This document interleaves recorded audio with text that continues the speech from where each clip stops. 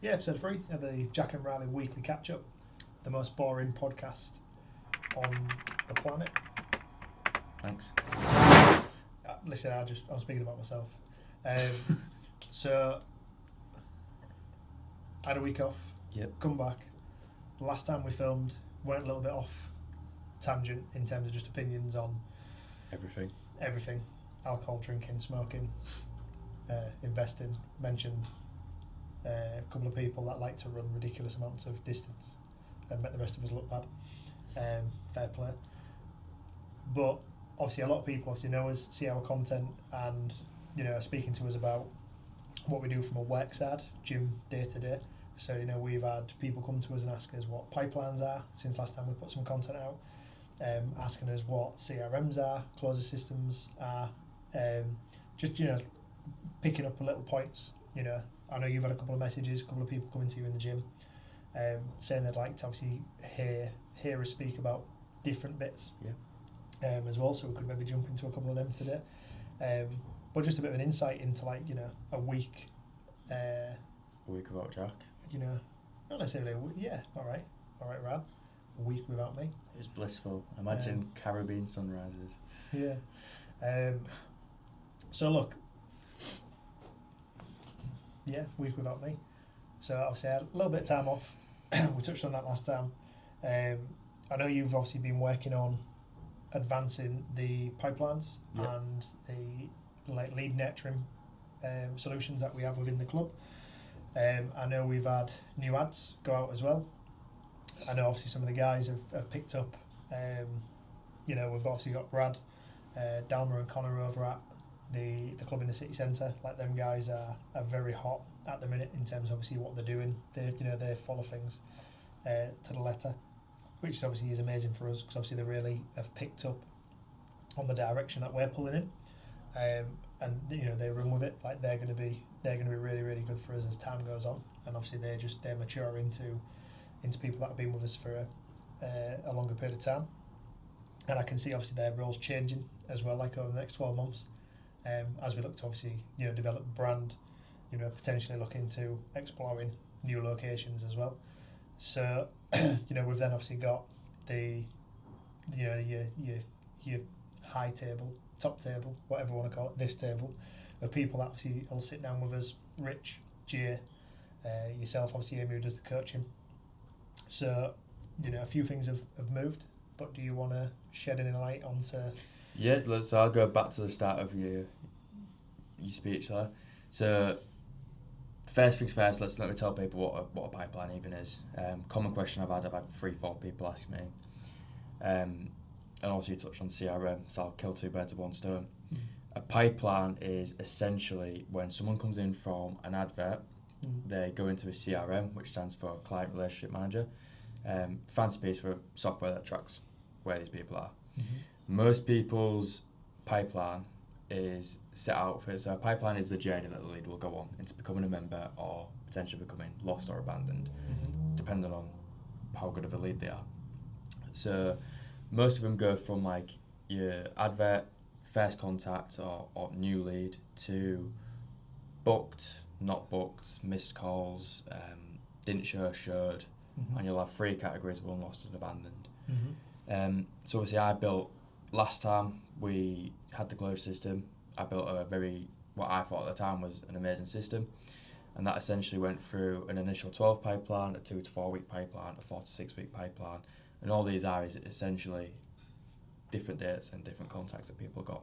So a pipeline as a whole is just a system that the lead goes through to either close them or lose them. There's only ever 2 outcomes. A CRM is just where that is. So we use the closure system that's provided by FMA. There's different ones like Active Campaign and stuff like that. Don't matter which one you use. All that does is tell you where your lead is in your pipeline. Pipeline is telling you where there is in that journey to join you. Okay. And obviously your role for us is to develop, advance, build out the pipelines as to where they are always as good as they could possibly be. Learn from member feedback and experience. Learn from the data that we pull on a weekly, bi-weekly and monthly basis in terms of like reflecting back on how good was the ad, how good was the lead quality that we got from the ad, We've learned over the last 9 months that we can have an amazing month with a certain style of ad. We can then have a not so good month the month after because we've changed the creative and it not resonated as much with the audience.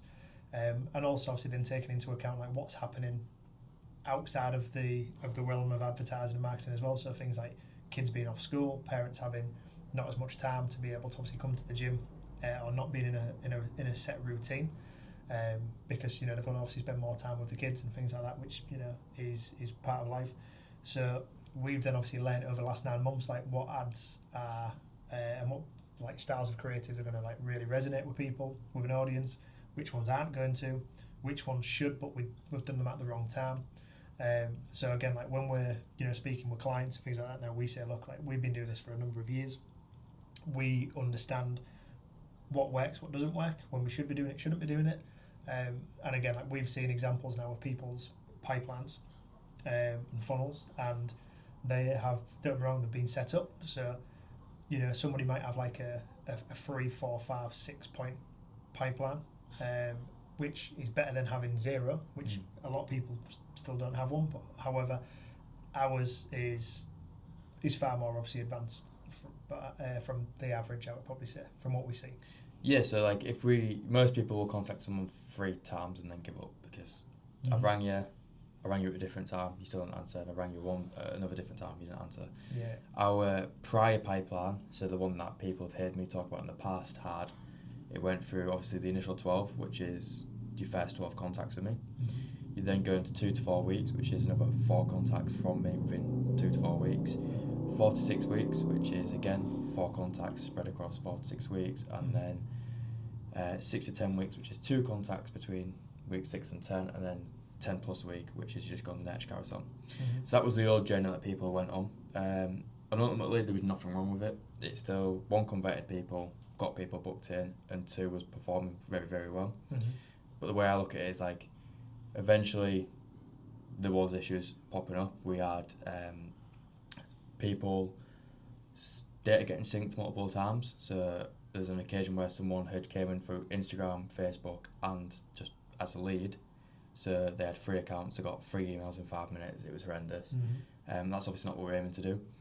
So the new pipeline that I built out is more complex than I ever thought it would have been. It's stuff that you don't even really think about until you go actually, if this person replies and I take them out the pipeline, originally I was just taking them out the pipeline, they'd reply and then they might not reply.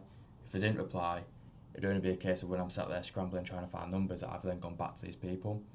Whereas now, if you don't reply, if you reply, you've got 72 hours to either be marked as closed, lost, or replies to still be going back and forth. Otherwise, you're going to enter back 1 stage ahead of where you left Into the pipeline. Yeah. To then be nurtured over a bit of time. Yeah, because that's all it is. Word changes as well. So, 10 plus weeks. Even I'm there, if I tell you this person's in 10 plus week, it's not really giving you any sort of feedback, so it won't give our clients any sort of feedback. Because I turn around to you and go you've got 100 people on the nurture carousel. You'll be like, okay, that's 10 people that are getting nurtured who will eventually join. It's little things like that, just changes, scoring systems are implemented, breaking rules. It won't contact people at stupid o'clock, even if you contact me at stupid o'clock, because I'm a human. That's what it's all about. It's I'm being human. These are, as much as I don't physically send each message, I monitor, reply, and talk to you still. So if you're getting a response from an automation at 11 o'clock, well, my automation can't always respond to you. I hit you at 11 o'clock. You also probably shouldn't be. That shouldn't be the time that you. It will be the time where people decide, because we see it overnight. I leave here at 8 o'clock at night. I'll come back and there'll be people sat in bed all night. Just scrolling. I'm gonna join you. Because I get that. It's called late night motivation. And then when I come in the morning and I try to contact you, you don't want to hear from me, but you still want to join. You just this morning you're not feeling it. So then these people go into that nurture carousel and will eventually go actually there was that night where I thought about it. It's been a good week. I want to do that now. And that's essentially what the new pipeline fluctuates into building. Yeah. Okay, good. If you think again, where we was 12 months ago, 24 months, 36 months ago, how we operate now on a day-to-day is far different to how we did then. And I said this to everybody, how we are going to all operate in 12 months 24 months, 36 months is going to be totally different again. Obviously, hopefully for the better. But we see progress like on quite a quick turnaround, I would say. And that's obviously not just from me, you, or the business. Like, it's everybody like within the business. Like, I feel now as though I've got a really strong group of people like around me that, like I said earlier in the last podcast, that I can leave and I can go, well, look, like, this is your task, this is your role, this is the space that obviously I want you to work within, and people can get on with it. You know, I used to have like, you know, Richard come to me all the time and go, just want to run this by you. And then he started going through the process of, well, I know what you're going to say, but I just want to run this by you. And then he'd come to me and go, I know what your answer is. I know what I should be doing, but I'm still going to run it by you. And now he just does it. You know, which has been obviously a really good sort of process to see. You know, you've got, like I said, like Jay, obviously we mentioned before, like runs the data and that kind of stuff. You know, he's just left. You know, I want to say left to his own devices, but it's because he knows what we're after. And again, the good thing is like, you know, Rich needed some assistance with something the other day that I asked him for. He thought to himself, oh, this is going to be like a bit of an onerous sort of process to go through. Mentions it in conversation to Jay. Jay goes, yep, no worries, I know how to do that. And literally within, like, I think Rich said it was something like 7 minutes later, he had this data over to him, and Rich was thinking, oh God, this is going to take me like a couple of hours, half a day, you know, to do. So again, like, everybody's complementing each other now, which is really nice as well to see. But again, like, you know, for my week off, you know, like I said, I think before, like, nothing booked in the diary, which was good. The business obviously operated without me. We had some obviously good sign-ups, some good wins as well. And again, like, for me, working in this space, like, I do believe, like, you know, everybody should be a member of a gym, because at the end of the day, like, you know, the benefits that you get from investing in your health, like, are gonna far outweigh anything else that you could be doing with your time. You know, I've mentioned before, like, you know, I love watching movies, love gaming, love eating, all that kind of stuff, but I've got to earn them things. I can't just be doing that day in, day out, living a sedentary life, overeating in terms of like calories, negative foods, all that kind of stuff, and, you know, getting away with it. Your body won't let you get away with it. So you've got to be honest with yourself and be like, you know, the reason I've put this weight on is because of lack of exercise, overeating. You know, I think there was an episode once of like, I don't know, where it be Good Morning or something like that, and Piers Morgan was massively criticised because he had a load of like overweight people on there, and they was discussing like, oh well, you know, how to lose weight and all that kind of stuff, and he just jumped in and was like, well, it's simple, exercise more and eat less. But he's not wrong. Like, that is the key to it. You tend to find most people, I think we spoke before about, you know, my step count on a day-to-day basis, even working in a gym. If I come to work and I have done the same as everybody else, got up in the morning, had my morning breakfast, whatever it would be, come into the gym, not done any steps, just got sat at a desk, worked for a period of time, gone out for lunch, come back in, worked for a few more hours. Even if I even if I then train at the gym, do some weights, 5 exercises, 4 sets, whatever it would be on each one, at the end of the day, I can still struggle to hit like 3,500 steps. You know, and I even tend to find, I do have found in the past that, you know, having this little treat here, or I'll just have this, or I'll just have that, it creeps up on you. A couple of pounds go on. But then, you know, we look back over a 10-year period, and, you know, a couple of pounds increase per year over 10 years ends being a couple of stone. You know, and then obviously you then throw things in the mix, like kids not being able to train as much, dropping out of like competitive sport, all that kind of stuff. That can lead to a negative position for people. So again, like, you're going back into like the nurturing of roles and of members that are coming to us. I think at some point during the day, when people see one of our ads, it's a great option for anybody to become a member of Fit24 because of like the service that we offer. You know, the guidance we can give, the ability of the people that work here. It's just not everybody is going to be able to. Not everybody's at that point where they're going to drive here today into one of the clubs and make a decision to go, I want to sign up today because in 12 months I'm going to be fitter, faster and stronger and in a better position than what I'm in today. Some people need, you know, that 21-day process to be like, here's some free information, here's some education.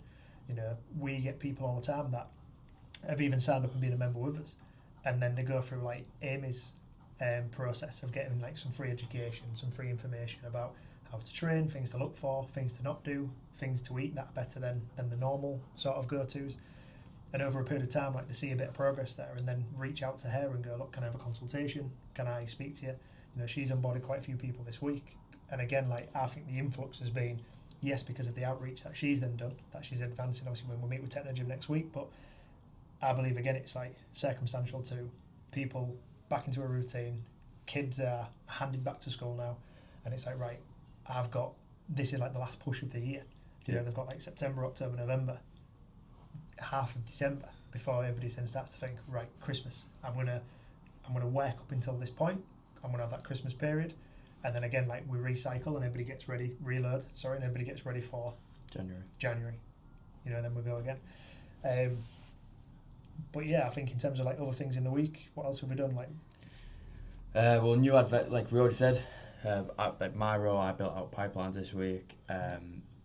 You know, Summer did an amazing job, sent out like 1,500 texts within the 4 days that she was here. Yeah, I think that's a good point. So I remember like when I first started getting into listening to like podcasts, like I've learned and picked up so much more recently as I've been a little bit older, listening to, you know, a ridiculous amount of hours worth of podcasts than what I did early on, like through school, college, all that kind of stuff. Because there is so much information out there now where, like, you know, you listen to it, sometimes it resonates, sometimes you listen to it a week later, it resonates a little bit more. I often like save certain podcasts as well. If I think to myself, oh, I've had a few insights, a few points from that, I'm going to save it and I'll revisit it like a week later, 2 weeks later, whatever it would be. You know, we've had 2 changes like in staff. We've had obviously a girl come on board from, she worked at a clothes shop prior. I think she did, Summer. Summer. Yeah. Worked in a clothes shop before. She's now been with us for, let's just say, 4 or 5 weeks, and she's now tasked with sending out the text messages to leads and members and so on.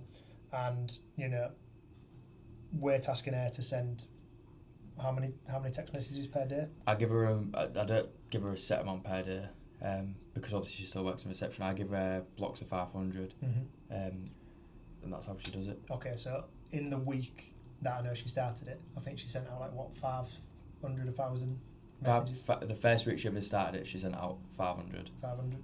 Yeah. The second week she did it, she sent out 1,500, and the simple switch of why is because the first week there wasn't really much return, and she didn't really understand why she was doing it. Second week I said, oh, okay, cool, this is why we do it. Yeah. This is the return it gets. And then on the second week she was like, okay, I got a text on, it was late at night as well, she was like, oh, I finished my 500, I'm going to need another 500 the next day.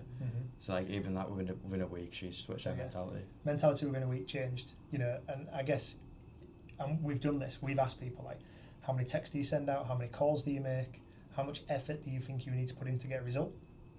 And again, it goes back to that mentality of like everyone's got that fast food mentality of, I can just click and collect, I can click and get it delivered, I can get everything right now. The difference between, I believe, like a good operation, good operator, and an okay one or a bad one, for example, is the amount of attention to detail and the amount of work that people are willing to do.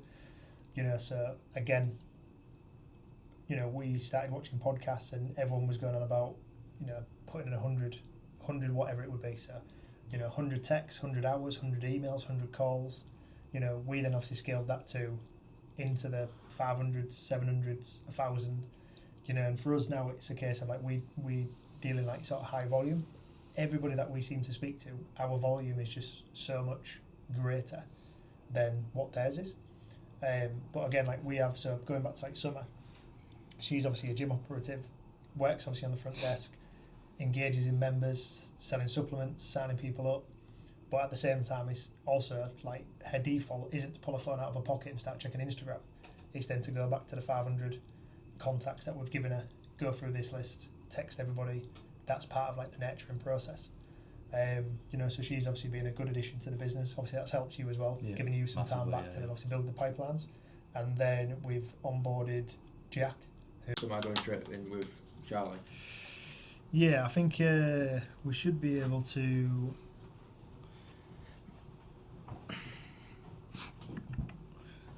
I'm pretty certain like I was sort of. You was like this. Yeah. Saying that kind of thing. But our last conversation was. about summer. Summer. The last thing I touched on was amount of calls that she was prepared to obviously work through and get through in order to get the right thing out. So if you just in a second just go, on the back of that, obviously I've reached out, obviously spoken to Charlie as well, and go from there. Yeah, so off the back of that, right. Yeah, so off the back of that, Charlie recently reached out to me and spoke about potentially talking on their weekly meetings. Obviously, he works directly with me, and they're our marketing company. Mm-hmm. Now, their whole premises was they wanted to speak to me about, or have me speak about, the volume of contacts to leads. Because most people will eventually just go, okay, that's one contact of a lead, 2 contacts, 3, oh no, the lead's dead. Whereas we obviously have the mindset of going, right, you might need to contact someone 30 plus times before they even decide that's when it's ready for them. Well, I think we found out very early on, didn't we? We saw a stat somewhere where it was like most sales are done on like between call attempts, was it like 8 or 9 to 8 or 11, 9, something like that. Where most people, from the conversations we've had, are trying, they've set up like a pipeline where it's like, I do like 2-3 attempts, and then, like you say, call it a dead lead.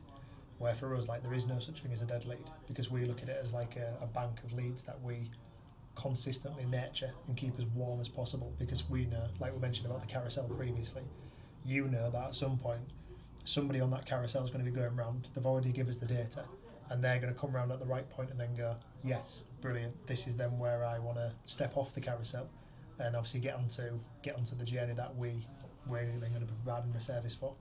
Yeah, I mean, it is all about volume of contact to a lead. Which obviously I'm going to speak about to the group of people. I'm going to tell them, like, you aren't doing enough. Because a lot of people aren't doing enough and they feel like they are. Because if you call someone 3 times, you're like, oh, I've actually contacted this person multiple times. And as soon as you go over the case of 2, it goes from a couple to multiple. And when I say I contact leads multiple times, some people can think, oh, it probably means like 5. No, I mean I've contacted people 40 plus times. They have replied to me, stopped replying, replied again, stopped replying again, and it's only on the third potential time of them actually replying to my contacts. They've decided that they're going to bite the bullet and join. So like a big thing for us is obviously volume. I understand that not everyone can turn on, for example, like someone has done this week, put out 1,500 texts. I'm realistic, but then if you also probably don't have the volume of leads that we have coming through, we get like anywhere from 300 to 400 leads a campaign. These people who were from what I've spoken to with Charlie are getting like 100 as a max for that campaign. So if you're telling me you can't call 100 people throughout I think they do 30 to 90 day campaigns, you can't call them at least 12 times, then you're essentially lying to me. Do you not think as well though, like, I know again from speaking to other people, like we've obviously got campaigns running at the minute, and I just increased the budget for one of the campaigns because I wanted to see the difference between areas, and I wanted to see the difference in terms of, I think I increased the budget by like 50% because I wanted to see obviously if that brought us obviously a higher volume of leads in. The thing is, I know that we can handle a higher volume of leads, but at the same time I want to also utilise any leads coming in to obviously improve the way that we handle the leads. So it gives you the opportunity to increase or improve the pipelines, the funnels, all that kind of stuff. It gives us the opportunity to look at the data and go, this had creative has worked really well, this had creative hasn't worked well. Like I remember a time when we did our first campaign and it was like 1 piece of content, and like now like we'll do a campaign that'll have 7 or 8 pieces of content to get started, and then some pieces of content won't perform, so we'll turn them off. FMA will turn them off for us, and then we'll add 2 or 3 pieces of content as that campaign is then running, and that's over like a 4-week period. If the campaign works really well, we've spoken before about a really good offer that we do that we just continue it running until we kind of exhaust it, but that might have like 3 or 4 iterations of the same content, giving like a different approach to it, just so that it's like fresh. Because again, like people on that carousel, they might see the first one and be like, oh, that seems cool. They might see it the second time and go, oh, that's that gym I was thinking about joining. They might drive by us 2 or 3 times in that time period. The third time they see a piece of content for the same campaign, that might be the time where they either then choose to either give us their data for us to then pick them up in the process, or they actually make a decision to come into the club and then go, okay, this is the journey I'm going to go on. Yeah, so obviously I think a lot of business owners from my perspective don't do what we do, which is make everything scalable. Mm-hmm. So if a business owner was to turn around and go, oh, I'm getting 150 leads, it's too much, well that's at the point where you should be asking to, throughout obviously going through FMA and asking to speak to us, because 150 leads, you're probably doing more work than I'm doing for my 400 or 500 leads in terms of actual physical efforts, whereas the way we handle things in the pipeline we build, obviously you don't actually get support on that currently. And again, I think the difference is like, you know, we're able to like work on the business. So like you mentioned there about like a constraint, I've heard other people as well go like, you know, we turn our ads off, we've got enough, and I just think to myself, how on earth have you got enough? You're basically then just going, oh well, we don't want to be improving, we don't want to be, because for us it's not just about getting new members in, it's about getting that feedback, it's about us, you know, having the ability to increase the service, to improve the service.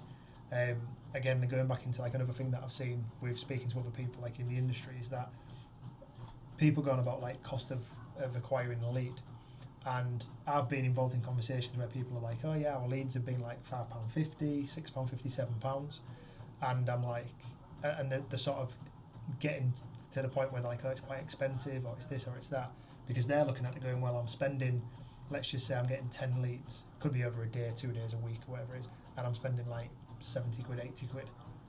And I'm just thinking, well, like I've got the mentality of where I'm like, if say for example, it was costing me I think at the minute one of our ads is generating leads at about £5-6 a lead.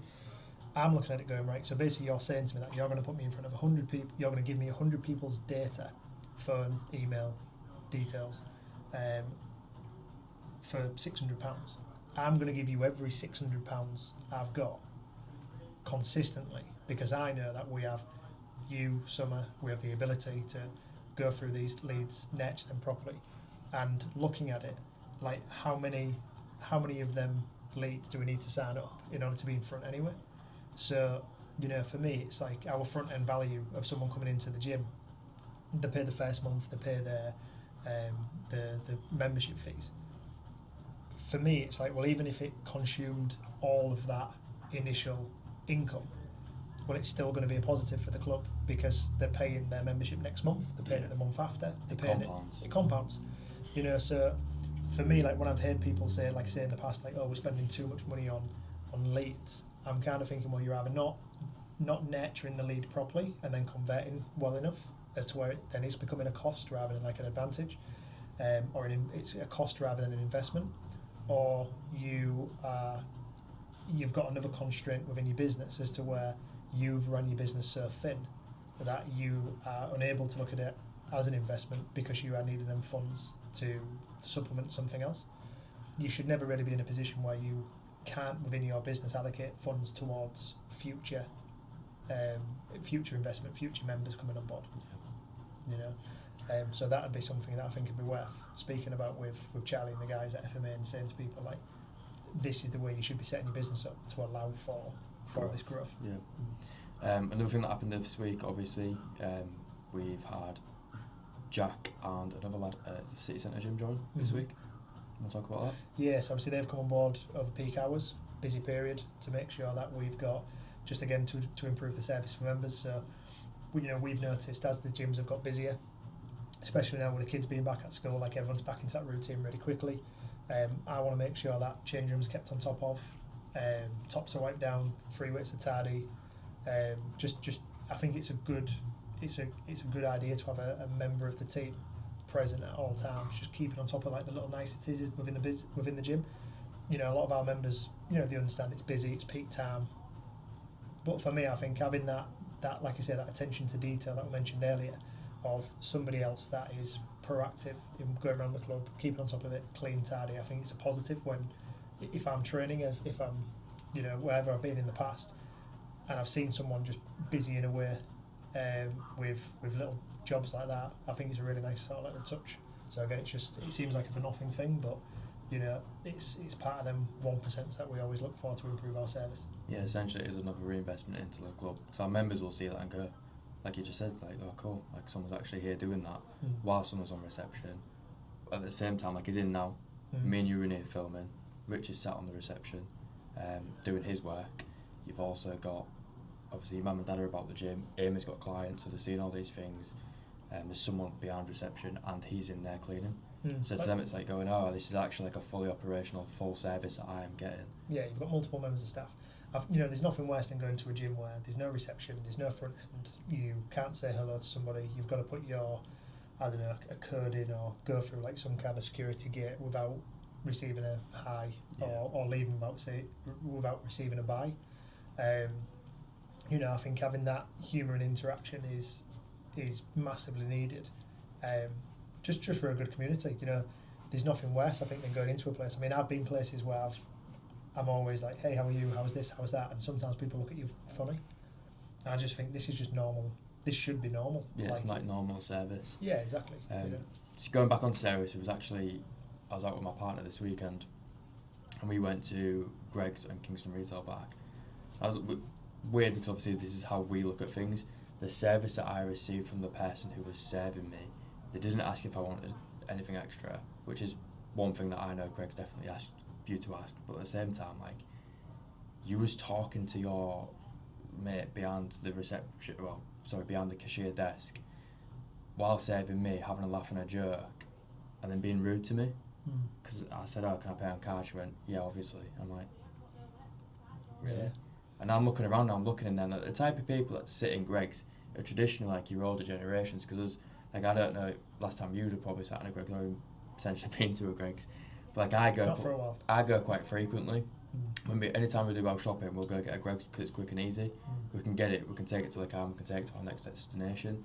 The people that will sit in there, they don't instantly deserve it because obviously they're older, but like, the service you should be giving them is at least like, hey, is everything okay?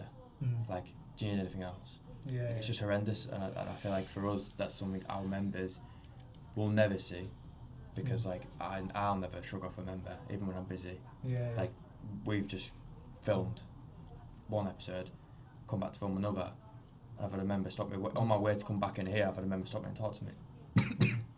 I stop and talk. It's part of the service. Yeah, I mean, I was talking to a member a couple of weeks ago, and somebody comes to us. We have on-site physio, so somebody had come in, and I said, "Are you okay?" And they said, "Oh, I'm CT physio." And my response was just immediately just to go, "Wow, what's wrong with you?" But I said it in a way where it's like, I'm just engaging with everybody. So for me, like, if I'm walking by, like, I can see someone for the first time, wave to them on a treadmill or a bike and go, hey, how are you? How's your session? How's things? What are you training today? A girl was walking out today with some flowers that someone had got her. I put my drink and my meal down and I'm like, oh, are they for me? Like, just having like a bit of a tongue-in-cheek like conversation with members that are coming by. But that it just, even if it just gets like a smile and it gives me the opportunity to go, I'll see you later. Like, I think it's worth it, and I think a lot of that can be lost in these, in like your budget clubs, like say that aren't operated or staffed like we are. And again, like, people going about community, and I think it's just, they're like the little things that cost nothing that can lead to making obviously like a big impact on the business. Again, we touched on a few points there today, and I think there's definitely some takeaways there in like mentality towards volume of work that people need to be doing to get more out of what it is that they're putting out there. I think so many people obviously like the idea of marketing, don't they? Get into it thinking, I'm just going to be able to put a piece of content out and people are just going to run through the door and start handing over money without understanding, well, there's processes to build, there is things to understand, and again, this just comes, I think, with time in business. You can look at some things and then become a cost, or you can look at other outlays in the business and go, that's an investment. But it's up to you to choose which mentality you want to onboard yourself with, because we could have very easily, like early on in the first like 6-12 months working with FMA as a marketing company, and gone, this just seemingly isn't working, and we could have just obviously passed all the blame on to one side. Where for us it was like, well, no, we know there's some value. We just need to obviously keep working through it. We spent the first, let's just say 12, 18 months going, this is how not to do it, this is how not to do it for us.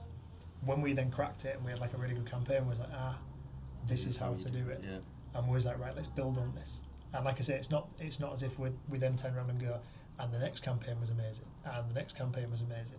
But it was a case of where it was like, I think we definitely have taken like 3 steps forward, 1 step back, 3 steps forward, 2 steps back.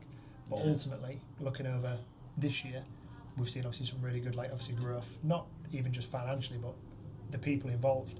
Like I said before, like I've looked around and gone, everyone here has like grown substantially this year in ability, performance, mentality towards work has definitely changed. Like there's a really, really good atmosphere here, and